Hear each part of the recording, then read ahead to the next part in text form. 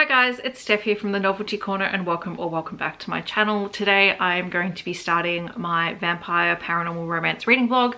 I have not read vampires in a while and I'm very excited to be diving in and trying a few different books from, I think every author on here is an author I have not read before, which is also really exciting. Now, the reason I wanted to do this is because I did pick up a copy of Token Huntress by Carrington-Russell when I was at Rare. This is the gorgeous special edition cover that is just stunning, and this does feature vampires. It's a dystopian vampire romance. So I really wanted to read this in October, so I thought this is the perfect vlog to put it in. And I also have One Night, One Bite by Dria Andersen, which you guys know I read a Dria Andersen book in my Shifter romance reading vlog. So I had this one and I knew that I was going to read it for this vlog. And then I have two other potential books to read. And I know I said initially I was going to stick to 5 and then I was sticking to 3, and who knows how many books I'm going to read in this.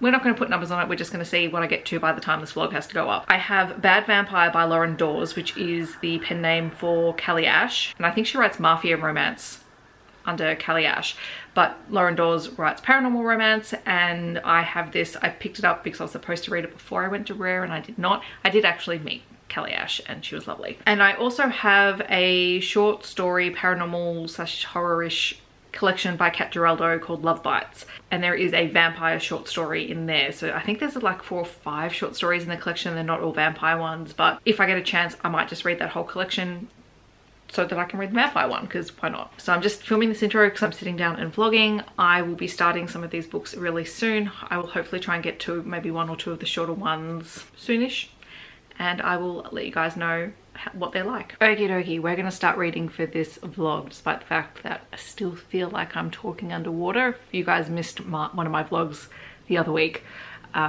this vlog is being started pretty much as soon as I finished a previous one, and I have an ear infection, so yeah, that was always fun. But thankfully the only thing that it's affecting is that one ear feels like it's blocked, but I can live with that. I'm going to start reading One Night, One Bite by Dria Andersen. I'm really looking forward to it. This one is fairly short. Kindle is saying 80 pages. We'll see. It is someone and the captain of the King's Guard who is a vampire. It'll be a fated mate story. And I enjoyed Dria Andersen the last time I read her, so I'm excited.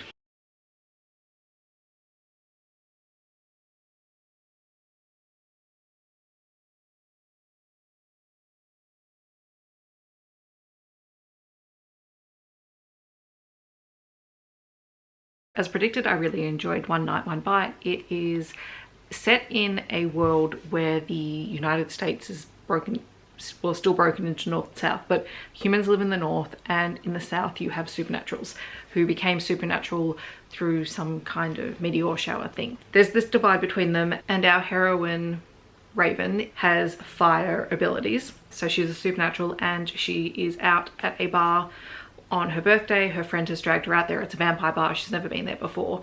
And her friend is just trying to get her to cut loose because Raven has separated from her husband, who is controlling. He is in the story and is not our favorite person. And while she's at the bar, she meets Sebastian, who is the captain of the King's Guard. Levi is the king of vampires and he is trying to stop a war with some rival vampires that have come in. And Sebastian is part of his guard, but he recognizes straight away that Raven is his mate, and so he pursues her at the bar and they have their mating, and it's great. It's very short. Would I read a longer story with these characters? Absolutely I would. I'm very intrigued by this world. I don't know if there's any other books out in this series yet. I don't think there are. I think it's coming maybe next year, and you better believe I will read it then. So yes, this was a good start to this reading vlog. I have decided to read Giraldo's little short story collection, Love Bites. Love Bites? Yes. Love Bites. And because there's a bunch of stories, there's 5 or 6 of them, I figured I would probably just update you after each one. So even though most of these do not feature vampires, here we are. We're reading a collection of stories that may or may not feature vampires, but one of them definitely does. The first story is Ride or Die. It is an FFM werewolf motorcycle / witch motorcycle rivals to lovers story with CNC. So Esme is the protagonist, or the point of view character, and she has been kidnapped by Saint, who is one of the members of the werewolf motorcycle gang, and it is a scene between the two of them and Raina, who is the alpha of the werewolf pack, and it is very, very steamy. So these are basically monster erotica stories. Anyway, highly entertaining. Do recommend. So now I'm going to read the next one, which I think features mermaids. The second story was Shipwrecked and the Sea Witch's Mermaids. It is an FFFF. Hang on. There's a lot of F's in here. 4 F's, 1 F. Story between a pirate who is shipwrecked. His name is Eric. So if you're thinking that this could be a Little Mermaid inspired story, you would be correct. So Eric, 3 mermaids who rescue him after he has been shipwrecked. He is a pirate, and the sea witch who the mermaids live with. And the 4 of them are together and they make a deal with him in order to save his life. Probably the most unique Little Mermaid inspired story that I have read. Okay, so the vampire short story in here is Bite and Seek. This one is about Spencer and Mona. Mona is the vampire and they have a mummy-dumb little boy relationship, which not usually my thing, but it's interesting to see their dynamic in the relationship. So part of the story is a game of hide and seek at a Halloween party. That's where that relationship kicks in, but it's less prevalent when they're actually having sex, which was interesting. And for my friends who enjoy pegging in a story, this one has pegging in it. I can't remember what the next one is. What is it? Ooh, it's a centaur romance or centaur erotica short. Whatever this is. The next story is Kinked, and this one is an centaur and dragon shifter, I think, story. It is another dom sub story. With this one is degradation kink, and Jem, who is the dragon, is the submissive and goes to see Cairo at his tattoo parlor. There's also a size difference in this one, so interesting. I kind of liked what happened at the end of this story. It was not what I was expecting and I enjoyed it. Okay, I think I forgot to update after the next story. So there was Cat Got Your Tongue, which is set in a kink club. It is FF.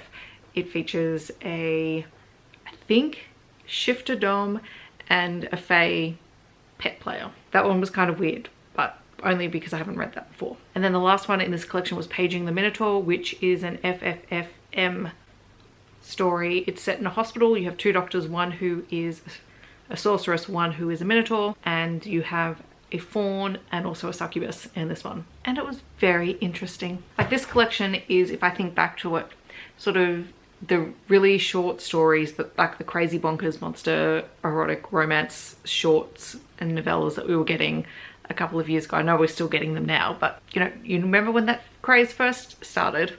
Like, that's this. And it was fun. Like, it was enjoyable. I have Kat Giraldo's sports romance on my to read list. I had no idea she was writing monster romance, but apparently she has, because I've just read it. And there is a 2nd volume, so I feel like that's going to happen sometime in October as well.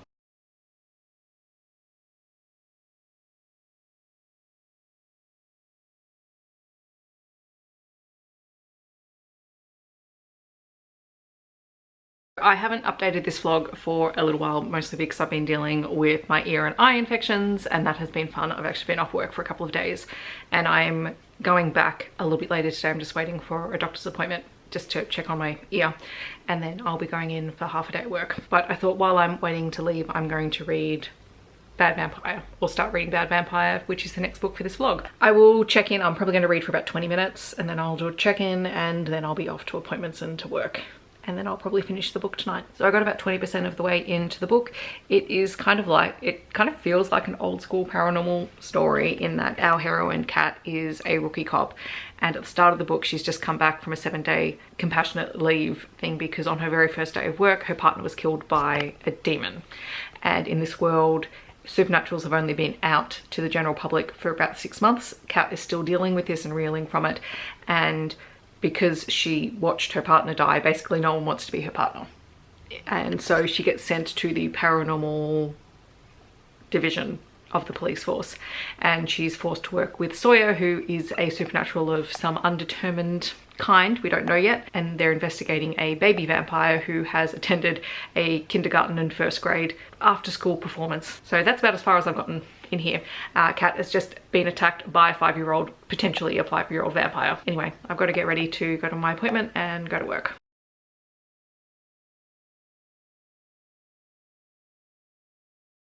Excuse my crazy hair, I've just got out of the shower, but I have to show you guys the tights that I ordered, because there was this company and they do Halloween print tights. So I ordered some, and then I also ordered one of their mystery tight bags, which was like 4 pairs of tights for $40 or something like that, so it was super cheap. But anyway, have a look at these tights. I have ghost tights. Like seriously, they're ghosts. I also got these ones that have bats on them. I love them so much. And then in my mystery bag, there were these ones, which I think are so cool. These, which are super cute. These butterfly ones, which I kind of love. And then this one. This one is so cool. I love this print. I am kind of in love with them. My glasses are fogged up. They are super soft and they're just awesome. So I was glad I was home to pick these up today because yeah, they're great. So I just finished Bad Vampire, and you know what? I actually really enjoyed it. Is it the best thing that's ever been written? No. Does it have a heroine who is just a snarky pain in the neck to everyone who is around her? Yes. And that is not going to be everyone's favorite thing to read, but you know what? It worked for me tonight because it was quick, it was easy to read. In some ways it was fairly predictable, and I don't think that's necessarily a bad thing. So we have Kat, who is the rookie cop who is reassigned to the paranormal investigative division, and she is stuck working with this new partner who is hot and grumpy and just very standoffish with her. They're investigating a series of children who've been turned into vampires, supposedly by this vampire who's come in from out of town. Now Kat ends up with a sword that may or may not be sentient and follows her around and disappears and reappears at will. And she also has a pendant that we don't really know all that much about its history or anything like that, but clearly is able to protect her from magic and from supernaturals. And it was just kind of fun. A bit campy. There's a bit of violence and there's a few decapitations by the end of the book, but I enjoyed it and I would probably continue to read the series. I'm very intrigued by Kat and Sawyer's relationship. Sawyer is her partner and he is an incubus, and she doesn't know this for a significant portion of the book. And there's some really interesting ideas that they've got around incubus and succubus lore and things like that. And I mean, we know that this is going to end up being a them thing, and they sort of have this moment under the influence of a spell in the book. But I'm intrigued by this world because clearly supernaturals of all kind exist. Baba Yaga was in this one. They've talked about fallen angels, incubus and succubus. They've got werewolf packs and whatnot. So I am kind of intrigued to continue this at some point and just see if it continues just being light-hearted fun. And of course we know by light-hearted I mean violent, because hello me. Hi guys. So I had a day where I was in the city running a workshop, and it was a pretty big day, and then I ended up going home. Well, sorry, I went to my parents' place because my sister was there, so I got to spend some time with her and Miller, which means I haven't read, and it's 10 o'clock. So I'm going to start Token Huntress, which is the last book for this vampire vlog. I will not get very far because I have to go to bed early because I have to get into work very early because we have our foundation or kinder breakfast. So the kids are coming in very early, and I know we're short a teacher first thing in the morning. So yeah, it's going to be an interesting day, but I'm hoping to maybe get at least 50 pages read before I go to bed.